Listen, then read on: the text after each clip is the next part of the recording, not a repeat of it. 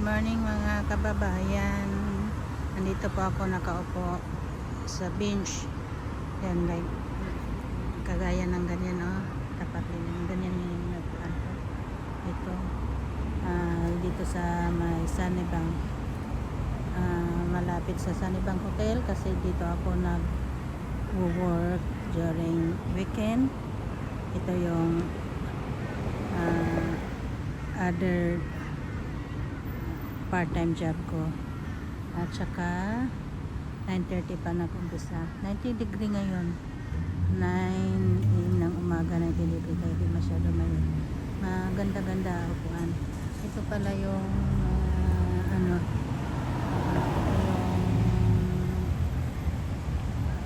square market, tapat ng Sanibang Hotel. At saka yung sa likod ko naman, ito naman yung Sanibang Plaza. Ayan, oh. Ayan. Ayun. Tapos yan ang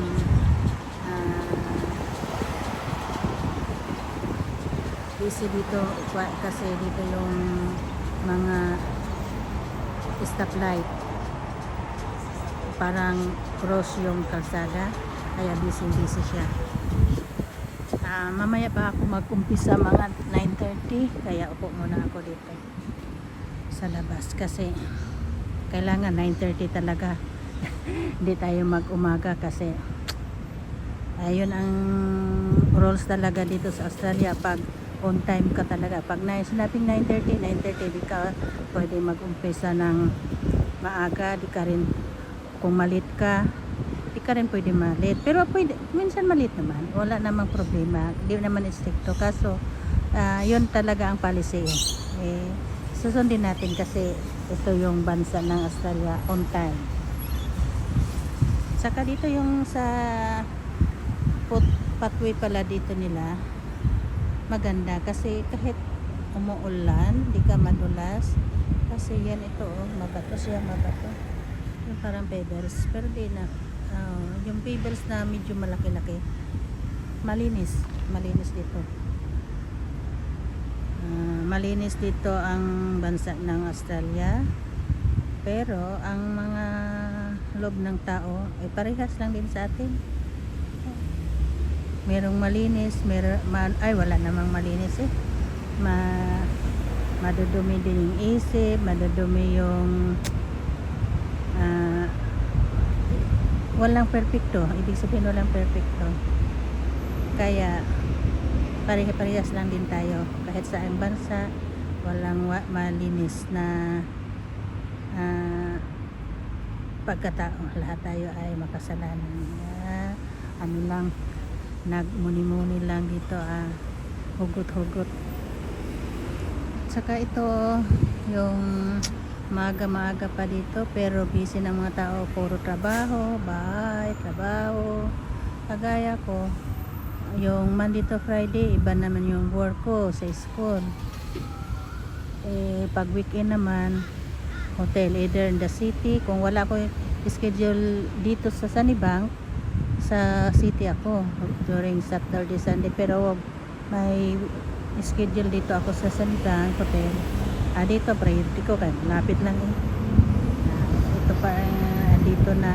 Saka dito sa Sanibang Hotel, casual kasi ako, kaya medyo mataas-taas. Pag casual kasi dito, mataas-taas ang sahod, lalo na pag weekend, nasa 34 per hour dito. Per hour kasi sahuran dito, hindi per day. 34 per hour. Kung maka-4 na oras ka, kasi minimum dito na trabaho talaga sa hotel, 3 hours or to 4 hours, 5 hours, ganon. Pero kung mag 6 hours ka na, 7 to 8 hours, medyo busy na yan, nakakapagod na yan masyado. Dapat sa hotel nasa 4 to 5 hours, okay, hindi ka masyado bugbog ang katawan. At saka pag kasi pag full time or permanent part time ang tawag dito, ang sahod mo naman medyo mababa, nasa 25 per hour. 25 to 26. Pero may mga benepisyo naman katulad ng sick leave, annual leave, madami silang benepisyo. Pero sa school naman mas madaming leave na bayad ka. Kaya mas maganda yung main job ko. Kahit ano, kaso lang yung main job ko mag-start ng 4 o'clock 4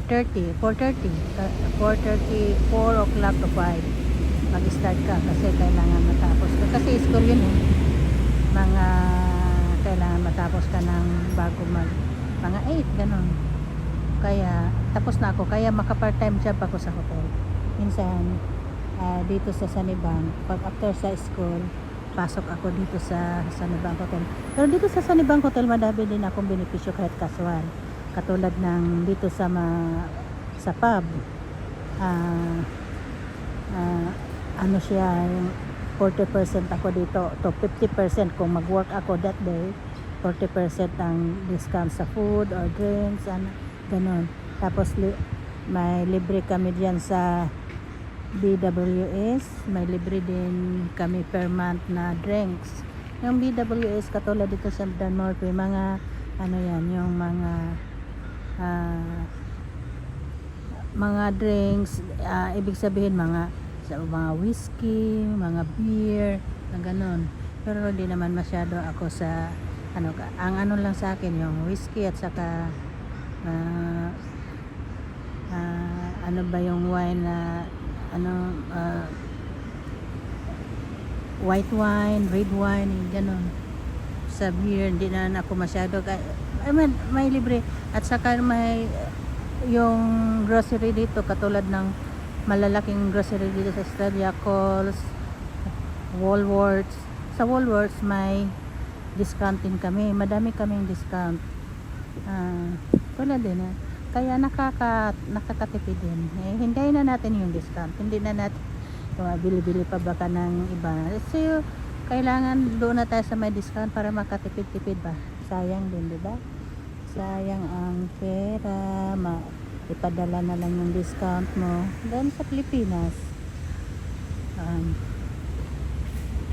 Anyway guys, nalapit na mag 9:30, hinahinay na paglakaw. Habang naglakaw ko, ito konting ano ko, kaya dito na lang ako dadaan kasi mas shortcut dito yung parking lot ng Danmore P at saka Sanibang Hotels. Doon ako dadaan sa likod kasi doon pa ako sa reception, doon ako kukuha ng key para sa hotel. Mamaya itutur ko kayo kung ano. Ang hotel dito hindi pa 5 star. Yung mga may mag-stop over lang, kung merong sila yung magbakasyon, yung short time lang ba nga matulugan nila sa gabi, yun lang, mga mumurahin lang, hindi 5 star, walang star. Kaya walang paki dito, walang check kung ano yung gawa namin. Yun na, wala nang hindi katulad ng sa city. Ang pinapasokan ko, yung ibang pinapasokan ko nga nasa 5 star hotel, chinecheck, daming check yan. Maarte yan, mabusisi yan kasi siyempre mahal yung per night doon. Kailangan ito na yung likod guys, sa John Murphy, ito na yung likod. Ito yung hotel na tinatabuhan ko, maliit lang siya, mga ganyang style. Dito ako sa likod, kaya ang ano din yung ito Sanibang Hotel, Sanibang Hotel. Ayan maingay kasi aircon, sabi ng aircon di, kaya dito ako sa likod. Ito yung reception area dito. Ayan ayan, ginagawa pa yung pedestal, di pa tapos, mga isang buwan na siguro to, di pa tapos. Iwan ko kung anong ginagawa. Ano pala yung electric, maluma na tong hotel nito, mga 1950s pa to kaya maluma na. Ito dito best parking for bistro and focus pa. Di makaparking dito pa. Na, nandito pa, hindi pa tapos. Andito na ako sa reception area. Be, titignan ko. Ito yung back ng pub. Ang pub ito yung yan, ganyan. Oh. Ganyan. Merong maliit ng sa loob mamaya. Itur ko kayo. Pag magpasok ko. Gatok muna ako guys.